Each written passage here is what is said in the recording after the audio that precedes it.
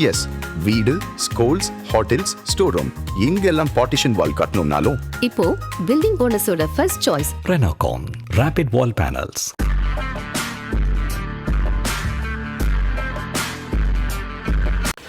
வணக்கம் ஜெயஹிந்த். இன்றைக்கி நம்ம சேனலில் ரெட் ஃபோர்ட்டில் நடந்த அந்த தாக்குதலை பற்றி ஒரு முக்கியமான அப்டேட் ஒன்று பார்க்க போகிறோம். 4வது அப்டேட். ஃபஸ்ட்டு 3 அப்டேட் நம்ம டீட்டெயிலாக கொடுத்துருக்கோம். இன்னும் நிறைய விஷயங்கள் இப்போ வெளியில் வந்திருக்கு. ஃபஸ்ட் அண்ட் ஃபார்மோஸ்ட், இது ஒரு தனியாக நடத்தப்பட்ட செயல் கிடையாது. இந்த இடத்துல பணி செஞ்சவங்களுக்கு நல்லா தெரியும், இப்படிப்பட்ட ஒரு தாக்குதல் நடத்தணும், 2900 கிலோ வெடிபொருளை டெல்லிக்குள்ளே கொண்டு வரணும் அப்படின்னா 3 விஷயம் முக்கியமாக அதுக்கு தேவை. ஃபஸ்ட் அண்ட் ஃபார்மோஸ்ட், இதை உள்ளே எடுத்துகிட்டு வரதுக்கான லாஜிஸ்டிக்ஸ். இந்த வெடிபொருள் எங்கேருந்து வந்திருக்குது, ஏன்னா அது கமர்ஷியலாக அவைலபிள், இது ஒரு மிலிட்ரி கிரேடாக கிடையாது. சில தகவல்கள் வருது மிலிட்ரி கிரேடாகவும் இருக்க வாய்ப்பு இருக்குது, PATN இருக்கலாம், இல்லை RDX இருக்கலாம்னு சொல்லிட்டு. பட் இப்போது ஒரு தகவல் கிட்டத்தட்ட உறுதியாகிற தகவல் ஊடகங்களில் என்ன அப்படின்னு பார்த்தீங்கன்னா, இந்த 2500 கிலோ பிடிபட்ட அந்த வெடிபொருளும் இந்த காரில் யூஸ் பண்ணப்பட்ட எக்ஸ்ப்ளோசிவும் ஒன்று தான் அப்படின்றது தான் அது முக்கியமான பாயிண்ட்டு. ஸோ அந்த வகையில் ஒரு பெரிய லாஜிஸ்டிக்ஸ் நெட்வொர்க் அப்படின்றது தேவை. செகண்டு, இதை செயல்படுத்துறதுக்கான ஆட்கள். ஸோ இந்த ஒயிட் காலர் கிரிமினல்ஸ், டாக்டர்களை ரேடிக்கலைஸ் பண்ணி அதன் பிறகு இவங்க போய் ஆக்ஷனுக்காக இறங்குறாங்க. இப்போது இதில் வேரியஸ் டிகிரிஸ் இருக்குது. உன்னிப்பாக கவனிங்க. ஒன்று பார்த்தீங்கன்னா, இவங்க ரேடிக்கலைஸ் ஆவாங்க, அவங்கவுங்க வேலையை செஞ்சுக்கிட்டு இருப்பாங்க. ஆனால் சமூக வலைத்தளங்களில் பார்த்தீங்கன்னா கண்ணாபிரன் பதிவு போடுறது, அந்த வன்மத்தை இது பண்ணுறது, மிரட்டுறது, கெட்ட வார்த்தையில் திட்டுறது, இந்த மாதிரி ஒரு லோ கிரேடான ஆட்கள். இவங்களால் போய் இந்த மாதிரி வேலையெல்லாம் செய்ய முடியாது. ஏன்னா அங்கே பயம் அப்படின்றது வரும். முகம் தெரியாமல் ஏதாவது ஒரு பேரை வச்சுக்கிட்டு ஃபேக் ஐடி போட்டு போஸ்ட் போட்டுட்ருக்கிறது. அடுத்த லெவல் அப்படின்னு பார்த்தீங்கன்னா, இந்த லாஜிஸ்டிக் சப்போர்ட்லேயோ இல்லை IT சப்போர்ட்லேயோ அவங்களுக்கு சில விஷயங்கள் டெக்னாலஜி கொடுக்கறது, ஆப்ஸ் கற்றுக் கொடுக்கறது, இந்த மாதிரி பின்னாடி இருந்து வேலை செய்யக்கூடியது செகண்ட் லெவலில். தேர்ட் லெவல் என்ன அப்படின்னு பார்த்தீங்கன்னா, இந்த மாதிரி ஆட்களை ரெக்ரூட் பண்ணுறது, ரெக்ரூட்டர்ஸ். ஸோ இதோடைய செயின் தேர்டு. ஃபோர்த் அந்த செயின் அப்படின்னு பார்த்தீங்கன்னா, இதை போய் எக்ஸிக்யூட் பண்ணக்கூடியது, மனித வெடிகுண்டாக மாறுறது, தன்னோட உயிரை மாய்க்கிறது, அந்த ஆயிரக்கணக்கான மக்கள் கொல்லணும் அப்படின்ற அந்த வெறி இருக்கிறது. இதை செஞ்சால் நம்ம சொர்க்கத்துக்கு போவோம், சொர்க்கத்தில் இது கிடைக்கும் அது கிடைக்கும்னு சொல்லிட்டு இந்த மூடர்களுடைய அந்த வேரியஸ் லெவலை நம்ம பார்க்குறோம். ஸோ இந்த பர்டிகுலர் இன்சிடெண்ட்டில் இவங்க எல்லாருமே இருந்திருக்காங்க. ஸோ நெட்வொர்க் அப்படின்றது இப்போ பாயிண்ட் அவுட் பண்ணுறது, அதாவது வண்டியில் வெடிகுண்டு வச்சு வெடிக்கிறது அப்படின்றது ஜெய்ஷே முகமதோடைய டிப்பிக்கல் ஸ்டைல் அது. ஸோ ஜெய்ஷே முகமதோடைய ஒரு இதில் அவங்க கிளைம் பண்ணியிருக்காங்க. ஏன்னா மர்கஸ் சுபான் அல்லான்ற அந்த மஸ்ஜித் காம்ப்ளெக்ஸில் இந்த பயங்கரவாதிகளை தாக்கும்போது மசூத் அசாரோடைய மொத்த குடும்பமும் கொல்லப்பட்டதை பார்த்தோம். அதுக்கு அப்போ அவங்க பழி வாங்குவோம் அப்படின்லாம் சொல்லியிருந்தாங்க, இந்தியா மேலே தாக்குதல் நடத்துவோம் சொல்லியிருந்தாங்க. ஸோ இது பார்த்தீங்க அப்படின்னா ஒரு கிளியராக ஆர்கெஸ்ட்ரா பண்ணியிருக்காங்க. ஃபர்ஸ்ட் பாயிண்ட் இது. ஆனால் இவங்க நேரடியாக ஆப்ரேட் பண்ணாங்களான்னு பார்த்தீங்கன்னா, ISIS உடைய தொடர்பும் வருது, அல்-கொய்தாவோட தொடர்பும் வருது. நீங்கள் நல்லா கவனிங்க, நிறைய நம்ம நேர்கள் நீங்கள் ரிப்பீட்டடாக இந்த வீடியோஸ் பார்ப்பீங்க. ஆப்ரேஷன் சிந்தூருக்கு பிறகு இவங்க சர்வதேச அமைப்புகள், பயங்கரவாத அமைப்புகள் பேரில் தான் தாக்குதல் நடத்துவாங்க. ஏன்னா அவங்களுக்கு அதுலேருந்து எஸ்கேப் ரூட் கிடைக்கிது. இப்போ ஜெய்ஷே முகமது நேரடியாக பண்ணாங்க அப்படின்னா, இந்தியா மீண்டும் பாகிஸ்தான் மீது ஒரு கடுமையான தாக்குதல் நடத்தும். போன முறை $7.5 பில்லியன் அளவுக்கான சேதத்தை நம்ம பார்த்தோம். ஸோ அது ஒரு பெரிய தாக்கத்தை ஏற்படுத்தும் அப்படின்ற போது இந்த ரெக்ரூட்மெண்ட்டு, ஃபண்டிங்கு, லாஜிஸ்டிக்ஸு, இந்த 3 ஜெய்ஷே முகமது ISIயோடைய கட்டுப்பாட்டில் இருக்கக்கூடிய ஜெய்ஷே முகமது செஞ்சுட்டு இதற்கான ஃபேஸு, இதற்கான சித்தாந்தம், ஐடியாலஜி அதை அல்-கொய்தா ISIS மூலிமா கொண்டு வர்றது. ஏன்னா அவங்களுமே இப்போ இவங்ககிட்ட ஒர்க் பண்ணிக்கிட்டு இருக்காங்க. ஸோ நாளைக்கு ஏதாவது ஒரு பிரச்சனை வந்துச்சு, இந்த மாதிரி இந்தியா ஒரு இடத்துல எடுத்துகிட்டு போகிறாங்க அப்படின்ற போது, இல்லை இது சர்வதேச அமைப்புங்க, நீங்கள் டீல் பண்ணிக்கங்க, எங்களுக்கு என்ன அப்படின்ற ஒரு ஸ்ட்ராட்டஜி அவங்க எடுக்கிறாங்க. இப்போ இதுக்கு நடுவில் இந்த ஒரு குண்டு வெடிப்பை நடத்தணும் அப்படின்றது கிட்டத்தட்ட 1.5 வருஷம் பிளானிங். இது ஓவர் நைட்டில் பண்ணுறது கிடையாது.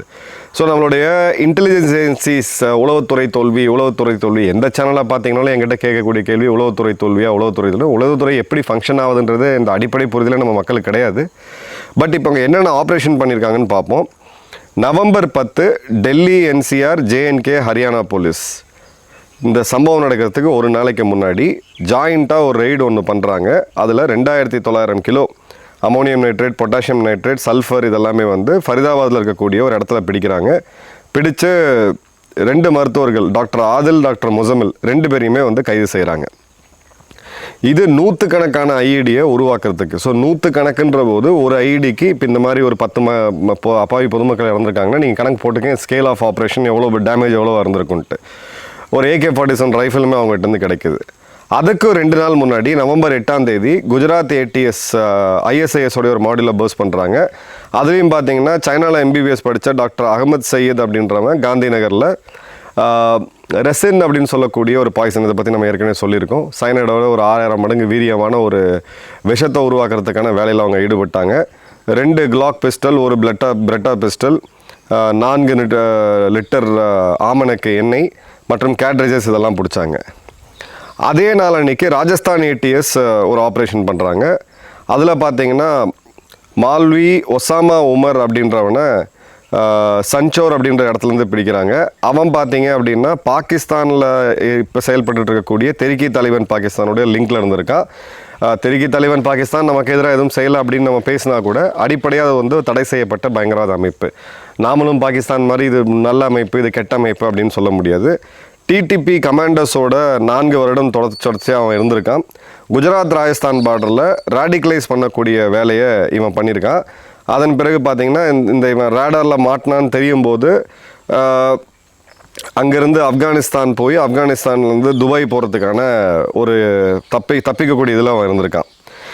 இந்த இடம் பார்த்தீங்கன்னா ஜலோர், பாட்மேர், ஜோத்பூர், கரோலி 4 மாவட்டங்களில் ராஜஸ்தான் ATS ஜஸ்ட் ஒரு நாளைக்கு முன்னாடி ஒரு ஆப்ரேஷனை பண்ணியிருக்காங்க. அதுக்கப்புறம் அதுக்கு முன்னாடி மாதம் பார்த்தீங்கன்னா அக்டோபர் 24 டெல்லி போலீஸோடைய ஸ்பெஷல் செல் இவங்க ஒரு ISIS மாடியூலை பிரேக் பண்ணுறாங்க. அதனான் அப்படின்றவன் டெல்லியிலேருந்து, இன்னொருத்தனை பார்த்தீங்கன்னா மத்திய பிரதேஷ்லேருந்து எடுத்திருக்காங்க. இவங்க வந்து ஒரு அட்வான்ஸ்டு IED தாக்குதல் நடத்துறதுக்கு, ஃபிதாயின் தாக்குதல் நடத்துறதுக்கு இருந்திருக்காங்க. அந்த இடத்துல அவங்க ஜாயிண்ட் ஆப்ரேஷனில் பிடிச்சிருக்காங்க அப்படின்றத பார்க்குறோம். அதுக்கு ஒரு 10 நாளைக்கு முன்னாடி அக்டோபர் 17ஆம் தேதி ஆந்திர பிரதேஷ் போலீஸ் வந்து 2 பேர் அரெஸ்ட் பண்ணுறாங்க. ஒருத்தனை வந்து உத்தரப்பிரதேஷ்லேருந்து, இன்னொருத்தனை வந்து மகாராஷ்டிராலேருந்து. இதேமாதிரி பார்த்தீங்கன்னா ISISோட லிங்கில் இருக்கக்கூடிய ஒரு ஸ்லீப்பர் செல் ஆட்களை பிடிக்கிறாங்க. அவங்களுடைய முகத்தை வந்து முகமுடி போட்டு ப்ளஸில் கூட இது பண்ணியிருந்தாங்க. அதுக்கு ஒரு 2 நாள் முன்னாடி அக்டோபர் 15ஆம் தேதி பஞ்சாப் போலீஸ் ஒரு கிராஸ் பார்டர் ஒரு நார்கோட்டிக்ஸ் கேங்கை வந்து பிடிக்கிறாங்க. அந்த கேங்கை பிடிக்கும்போது ரொம்ப ஃபேமஸாக இருக்கக்கூடிய தர்தரன் டிஸ்ட்ரிக்ட் அப்படின்னு சொல்லக்கூடிய அந்த இடம், தர்தரன் டிஸ்ட்ரிக்ட் வந்து ரொம்ப எல்லையை ஒட்டி இருக்கக்கூடியது. அம்ரிஸ்டர், ஃபசில்கா, தர்தரன் மற்றும் இந்த 3 இடங்களில் ரெய்டு பண்ணி 10 பிஸ்டலு, 500 கிராம் OPM, அதன் பிறகு மேகசின் இது எல்லாமே வந்து சேர்த்து பிடிச்சிருக்காங்க. அதுக்கப்புறம் பார்த்தீங்கன்னா அக்டோபர் 28 மகாராஷ்டிரா ATS வந்து ஒரு சாஃப்ட்வேர் இன்ஜினியரை அரெஸ்ட் பண்ணுறாங்க. இதை பற்றி நம்ம ஏற்கனவே போட்டிருந்தோம். ஜுபேர் அங்கேர் கேக்கார் அப்படின்ட்டு. இவனை வந்து பூனாவில் இருக்கக்கூடிய கோத்வா ஏரியாவில் அரெஸ்ட் பண்ணுறாங்க. அல்கொய்தாவோடைய ப்ராபகேட்டிங் மெட்டீரியல் அவன்கிட்ட இருந்திருக்கு.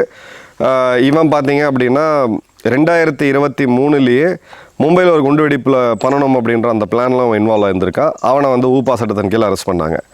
அதுக்கு முன்னாடி பார்த்தீங்கன்னா அக்டோபர் 9ஆம் தேதி பஞ்சாப் போலீஸோடைய கவுண்டர் இன்டெலிஜென்ஸ் அப்படின்ற அந்த யூனிட் வந்து CCD கவுண்டர் CI யூனிட் வந்து பபர் காசா இன்டர்நேஷ்னல் சொல்லக்கூடிய அந்த ஒரு காலிஸ்தான் பயங்கரவாத இயக்கத்தை பாகிஸ்தான்லேருந்து ஆப்ரேட் பண்ணப்படுது. அதை பிடிச்சாங்க.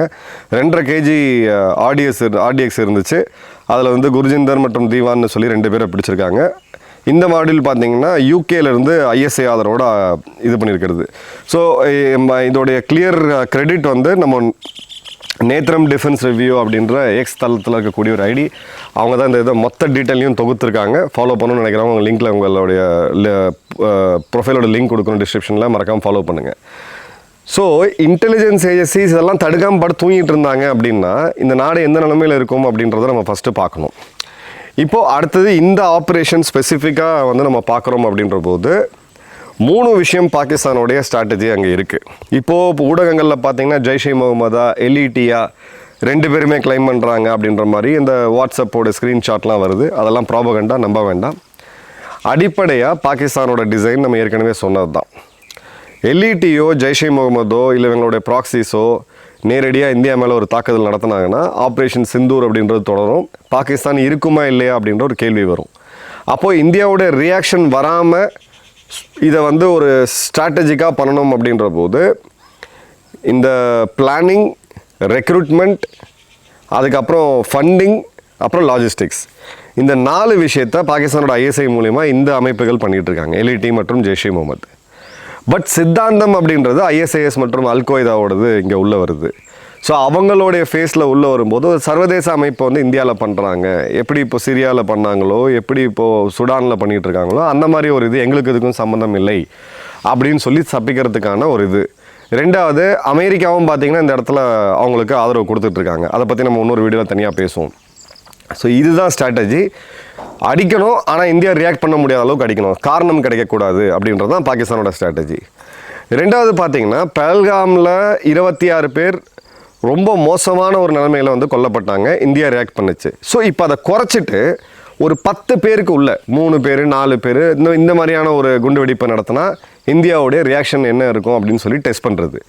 ஒருவேளை நம்ம இதுக்கு வந்து ரியாக்ட் பண்ணலை, இப்போது 10 பேர் அப்பாவி பொதுமக்கள் டெல்லியில் இறந்துருக்குறாங்க, இந்த இடத்துல நம்ம ரியாக்ட் பண்ணல அப்படின்னா இது தொடர்கதையாகும். எப்படி UPA 1-2 இருந்துச்சோ, எப்படி NDA 1 இருந்துச்சோ, தொடர்ந்து இந்தியா முழுக்க நம்ம பார்த்தோம் எவ்வளோ பெரிய பொருளாதார இழப்பு நமக்கு ஏற்பட்டுருச்சு. கிட்டத்தட்ட 5 ட்ரில்லியன் தாண்டி நம்ம பொருளாதாரம் இருந்திருக்கணும்.